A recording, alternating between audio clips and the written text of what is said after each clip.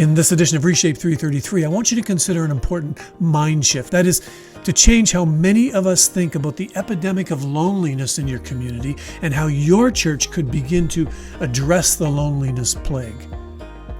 You got 333 seconds? Let's get at it.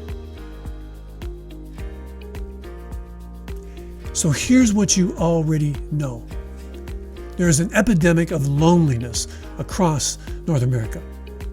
Over 70% of people that have been surveyed will say that they are lonely at least some of the time.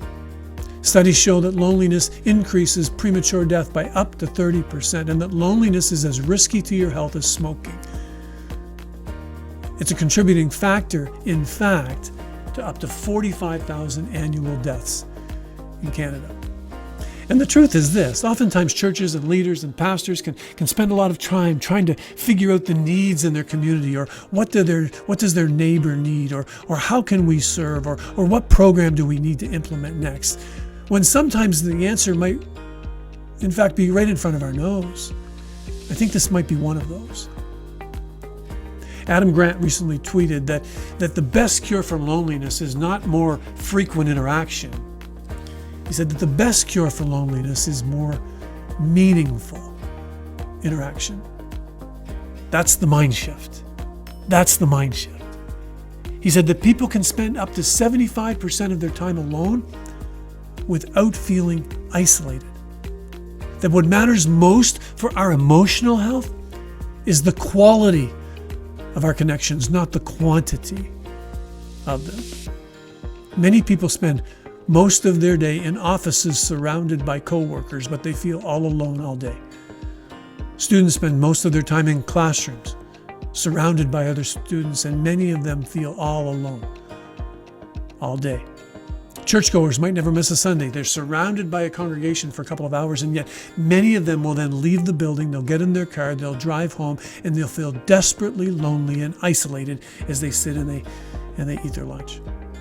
You see, it's not about getting more people or even the same people in a room more times. That's the solution, is this: more meaningful interaction. Here's the mind shift. As it relates to your church, and as it relates to creating a place where fewer people are lonely and more people feel emotionally connected, ask this question: how do we create a place? How do we create a culture?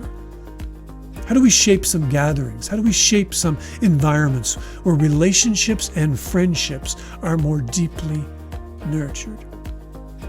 In fact, what can we do? What 3 things can we do in the next 3 months that will deepen the quality of relationships and provide environments that will nurture friendships?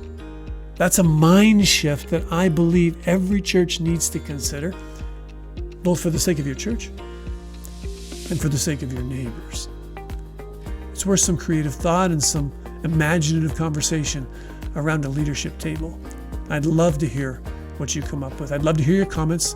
If this is helpful, hit the like button, and if you'd subscribe to the channel, I'd appreciate that. Have a good day.